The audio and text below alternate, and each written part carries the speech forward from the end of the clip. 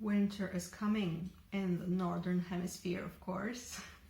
But anyway, if you're looking for some Slavic themed novels to read to entertain yourself in this season, I have a list for you that of books that I read and I enjoyed, and I thought you might enjoy them too. So I will start. I don't have most of those books. I don't have paper copies of. I either had them on Kindle or have them on Kindle or on Audible, but I will put pictures somewhere here so you can see the covers. And I will start with Uprooted by Naomi Novik, whose book, this one I loved so much. I think it was published in 2015 and I read it this spring actually, so this year, and I loved it so much. She actually has Polish roots, and she grew up listening to Polish fairy tales, so so she knows some stuff, definitely. Her main character's name is Agnieszka, which is Polish for Agnes, and there are a lot of Polish names, Polish cuisine included, Poland-inspired country, let's say so, and it's magical. It's I just loved every moment of reading it. It was fantastic. So I highly recommend it if you haven't read it. I have a paper copy of this one, but right now my mom is reading it, so cannot show you, sorry. And there is an Audible version, but and I was thinking about buying it, but I actually couldn't stand the fake Polish accent because it's a first-person narration. So the person who's reading it, she is trying to do Polish accent, and I'm a Polish person. There is a lot that I can stand, but that's not it. Honestly, I don't know. I think it's just unnecessary, because if there is a character that's from Poland and this character speaks with an accent, I think it's kind of fun if you have it like done in a kind of Polish accent, but the whole book by a person whose native language is not Polish, and they do not know how to do Polish accent properly. Okay, this is not a video about audiobooks and accents, but yeah, I highly recommend you just read it. It's amazing. Another one by Novik is Spinning Silver, and it has Russian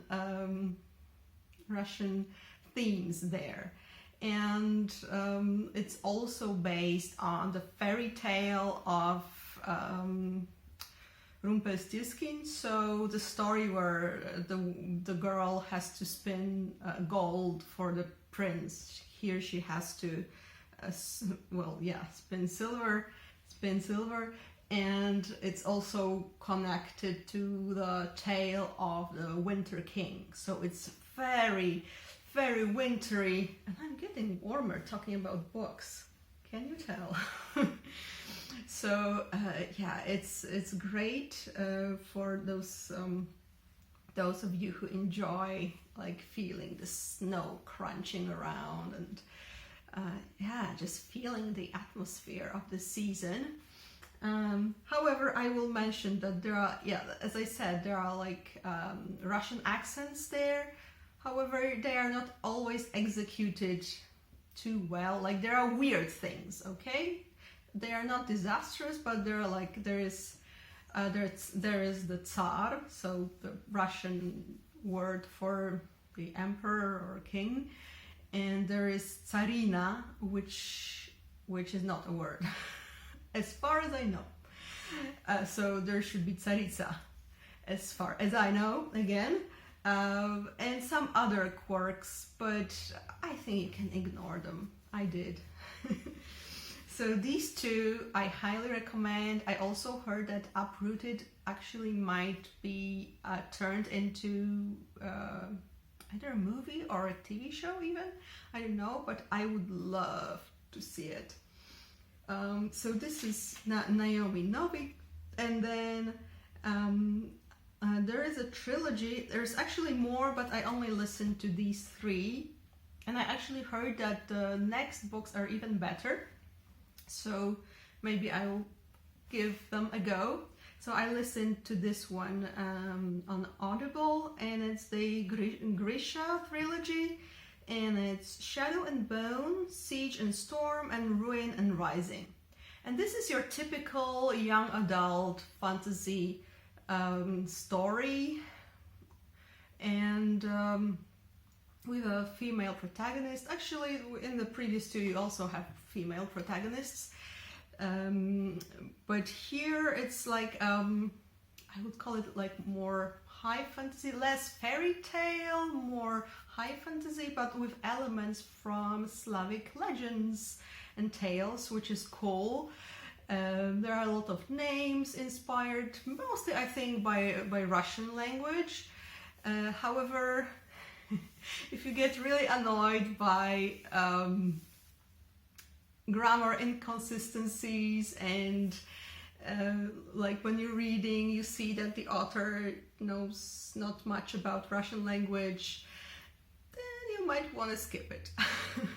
I was just amused, let's say, because there are genders switched of the names and yeah, weird grammatical ideas there. But we get the story of the Firebird, which is very important in Slavic tradition, and I love this story. And yeah, there is adventure, there is magic, and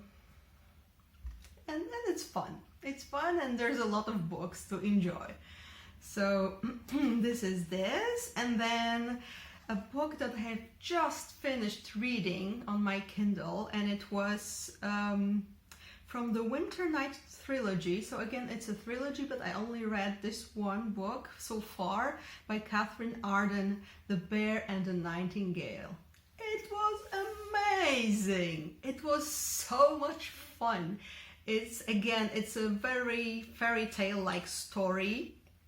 And opposed to the previous author that I just mentioned, I have nothing against her, really. It's just by comparison, you can tell that Catherine Arden actually knows what she's writing about, because I think she studied in Moscow for some time, and she studied Russian literature.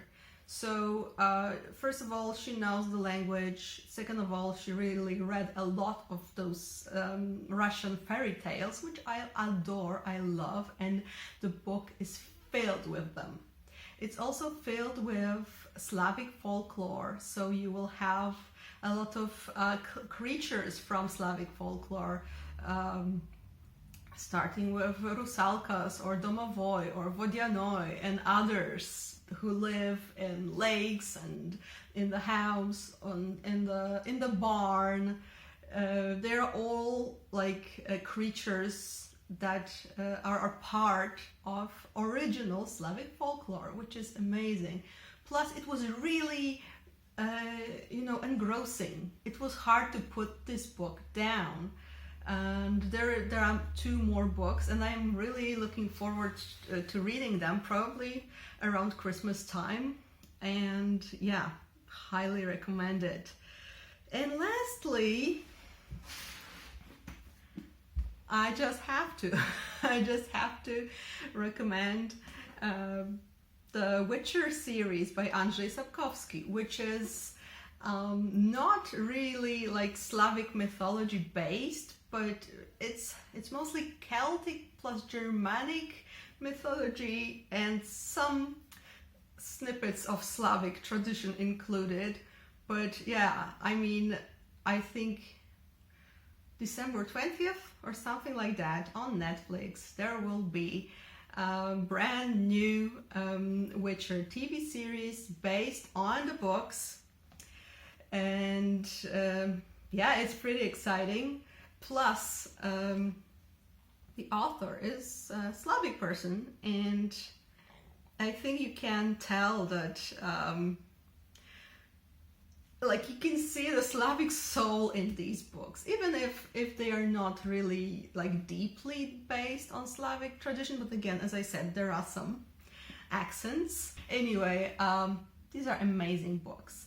And a hint, because the books got, I think, published in English in a bit chaotic way at first. I think they are being republished because of the Witcher 3 game, and now there will be the TV show, so maybe a new edition will be there. But if you're confused, there are two. First, you should start with two short stories collections, and funnily enough, the first one is called The Last Wish. But don't be fooled, The Last Wish is actually the first book, and there is the Sword of Destiny, if I'm not mistaken, and there are then 5 volumes of the Witcher saga. So in total you have 7 books. Okay, and it's fun, and it has not only drama, it has a lot of sense of humor, Slavic humor. So yeah, I highly recommend it. I first read Witcher when I was 14, and I was so amazed, impressed, and it's like, oh my god, because before that I mostly read Tolkien, and it's like more this like high fantasy, really well, more how to compare it, really, well,